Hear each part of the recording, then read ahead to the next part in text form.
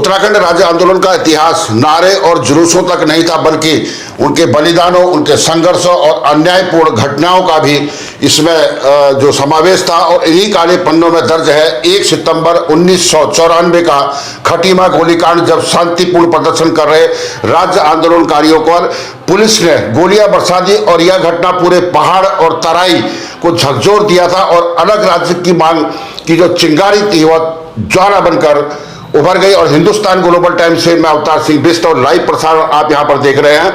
और क्योंकि आज खटीमा गोलीकांड की बरसी है और उत्तराखंड के राज्य आंदोलनकारी मुख्यमंत्री पुष्कर सिंह धामी श्रद्धा सुमन अर्पित कर रहे हैं। और खटीमा गोलीकांड जो 1994 में हुआ था, उत्तराखंड आंदोलन का वो काला दिन, वो अधूरी न्याय गाथा, 1 सितंबर 1994 की वह तारीख जब उत्तराखंड के इतिहास में हमेशा रक्त रंजित अक्षरों में दर्ज कर दी गई। और उधम सिंह नगर जनपद के सीमांत कस्बे खटीमा के अंदर जो है उस धरती पर हजारों जो शांतिपूर्ण आंदोलनकारियों पर पुलिस ने जो है गोलियां बरसा दी और अलग राज्य की मांग जो कर रहे थे उस निर्दोष लोगों पर चली इस गोली ने केवल 7 राज्य आंदोलनकारियों की जान ले ली थी और सैकड़ों जो राज्य आंदोलनकारी थे वो घायल हो गए थे। उत्तराखंड राज्य आंदोलनकारियों का यह लहू उत्तराखंड राज्य की नींव में शामिल हुआ। और लेकिन आज उत्तराखंड गठन के दशक के बाद भी जो न्याय,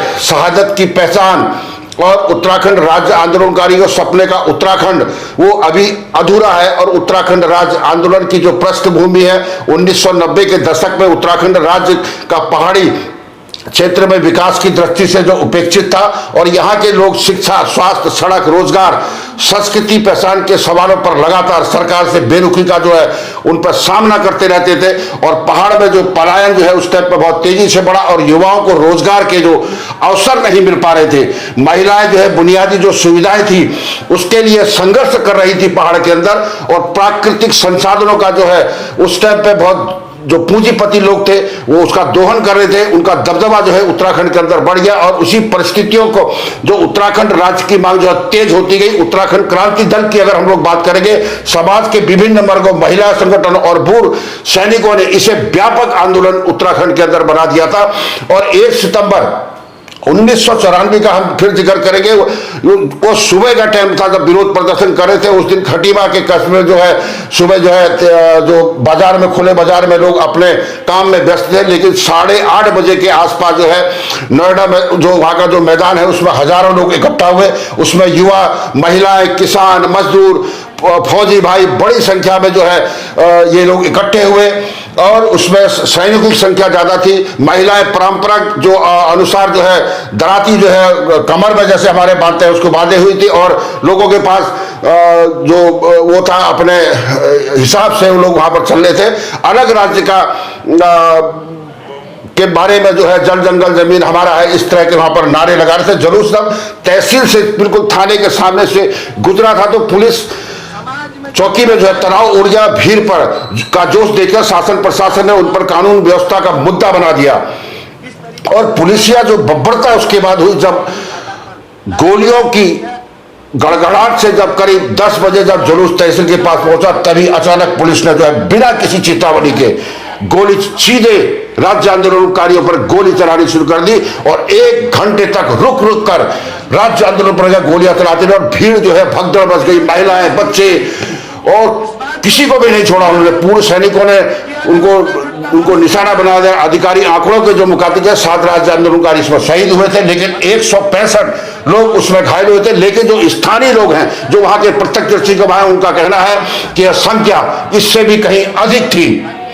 और शहीदों के नाम जो खटीमा की धरती पर जो आंदोलनकारी हमेशा के लिए सो गए थे उनको श्रद्धा सुमन अर्पण करते हैं। और भगवान सिंह और प्रताप सिंह, सलीम अहमद, गोपी चंद, धर्मानंद भट्ट, परमजीत सिंह और रामपाल, इन लोगों को इन्होंने शहीद घोषित किया और अन्य का कोई पता नहीं चला।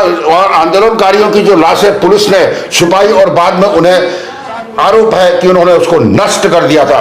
और पुलिस का जो पक्ष और भी सच पर जो है वो उठाता है जब वो तर्क दिया कि पहले राज्य आंदोलनकारी ने दरातियां और लाइसेंसी बंदूक लेकर हम पर हमला किया था। ये कुतर्क उन्होंने दिया था, इसलिए उन्हें जवाबी कार्रवाई करनी पड़ी। लेकिन सच्चाई यह थी कि किसी भी पुलिस कर्मी को गोली या दराती का निशान तक नहीं मिला उस आंदोलन में, और पूरी घटना में निर्दोषों को निशाना बना दिया गया। 4 शवों को गुप्त रूप से गायब करने की भी बात उस टाइम पर तत्कालीन सरकार आरोप लगाए थे, और ऐसे कई वहां पर इस तरह के आंदोलन हुए और लोगों ने वहां पर गिरफ्तारियां दी। और खटीमा गोलीकांड राज्य आंदोलन के जो दमनकारी अध्याय का जो है सबसे बड़ा जो है उत्तराखंड के अंदर एक उदाहरण बन के आया। और तत्पश्चात जो है मसूरी में जो है जब उनको मालूम चला तो सिलसिला जो है जो घटना थी वो है 2 सितंबर 1994 को मसूरी में भी आंदोलनकारियों का जब गुस्सा फूटा, रैलियां लेकर जा रहे थे तो उन पर भी उन्होंने गोलियां चला दी। खटीमा का जो प्रतिध्वनि थी वो मसूरी गोलीकांड में भी कई लोग वहां पर शहीद हो गए। पूरे उत्तराखंड में गुस्से की एक लहर हो गई। उत्तराखंड आंदोलन और भी उग्र हो गया था और तत्कालीन राजनीतिक जो मुलायम सिंह यादव की जो भूमिका थी और उसमें जो है मुख्यमंत्री मुलायम सिंह यादव मुख्यमंत्री थे। उन्होंने उत्तराखंड राज्य की मांग को सिरे से उन्होंने एक तरफ से खारिज कर दिया था। उनके शासनकाल में जो है खटीमा और मसूरी गोलीकांड हुए थे मुलायम सिंह यादव के, उसमें पुलिसिया दमन का समर्थन उन्होंने किया था। उन्होंने आंदोलनकारियों को कानून व्यवस्था का मुद्दा बताया था और इस जो रवैया था उनका राज्य की मांग और भी ज्यादा प्रबल हो गई। और शहीद स्मारक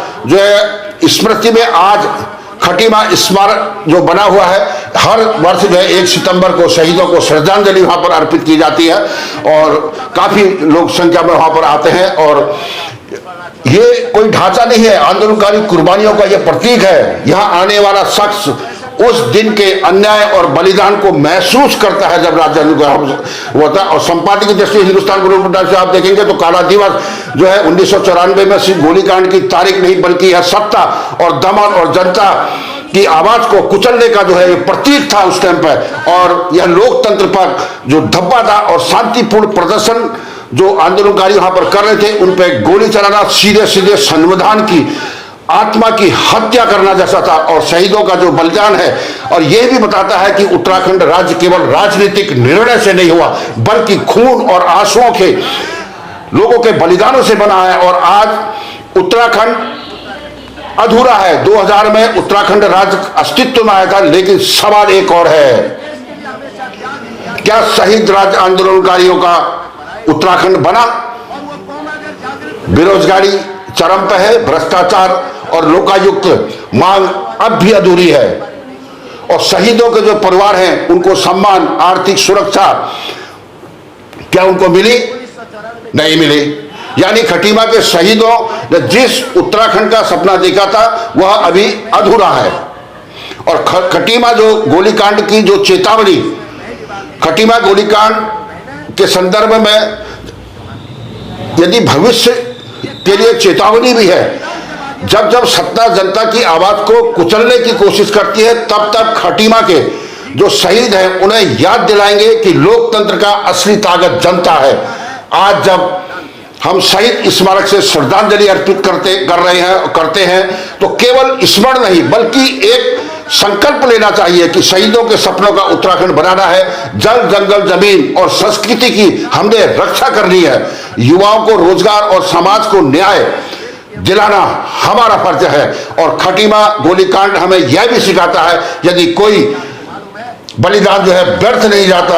यह रक्त रंजित दिन हमें सदैव सचेत रखेगा और राज्य केवल राजनीतिक नक्शे पर नहीं खींचा जाएगा बल्कि संघर्ष और शहादत का जो परिणाम है वो जाना जाएगा। और खटीमा की जो घटना है उसकी पृष्ठभूमि जो 1 सितंबर 1984 को खटीमा में उत्तराखंड राज्य आंदोलनकारी मांगों को लेकर जब एकत्रित हुए थे, आंदोलनकारियों में अधिकतर जो है युवा थे, किसान, श्रमिक, छात्र लोग शामिल थे। उनका एक ही उद्देश्य था, पहाड़ की जो भौगोलिक और सांस्कृतिक और सामाजिक विशिष्टताओं पर आधारित एक अलग राज्य का गठन वो करना चाहते थे। लेकिन यह प्रदर्शन उस प्रशासन के लिए असहज साबित हो रहा था और पुलिस और प्रशासन ने आंदोलनकारियों को तितर बितर करने के बजाय सीधे गोली चला दी।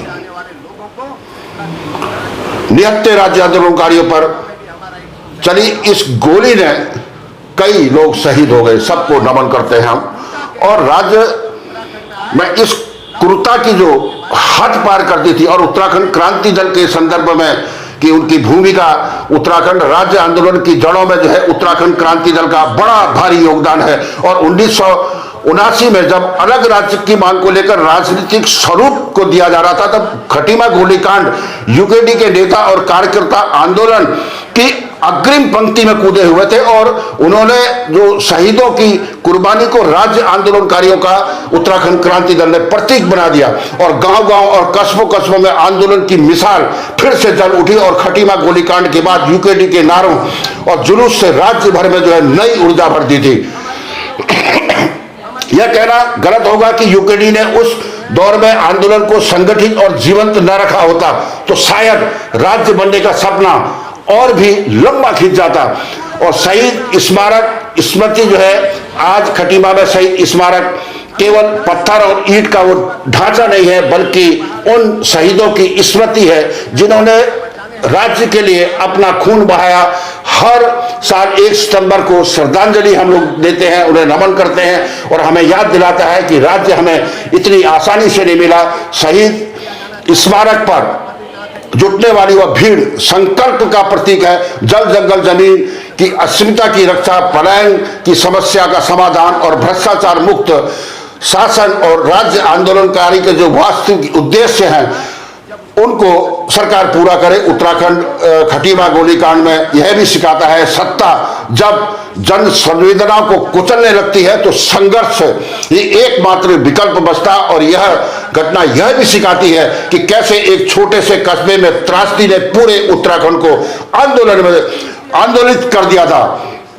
खटीमा गोलीकांड केवल शोक का दिन नहीं है, बल्कि एक चेतावनी है। अगर जनता आवाज को उनकी दबाया जाएगा और वह और ज्यादा जो है बुलंद होकर उतरेगी। उत्तराखंड क्रांति दल और हजारों राज्य आंदोलनकारियों ने जिस सपने के लिए संघर्ष किया, हमें उस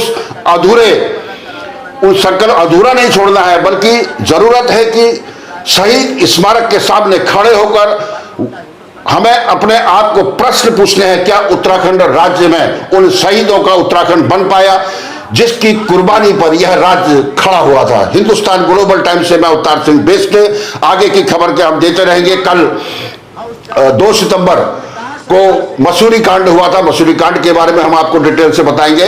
और तब तक आप बने रहेंगे हिंदुस्तान ग्लोबल टाइम्स के साथ। मैं अवतार सिंह बेस्ट, उत्तराखंड राज्य निर्माण आंदोलनकारी। ऋषिकेश में और BHEL में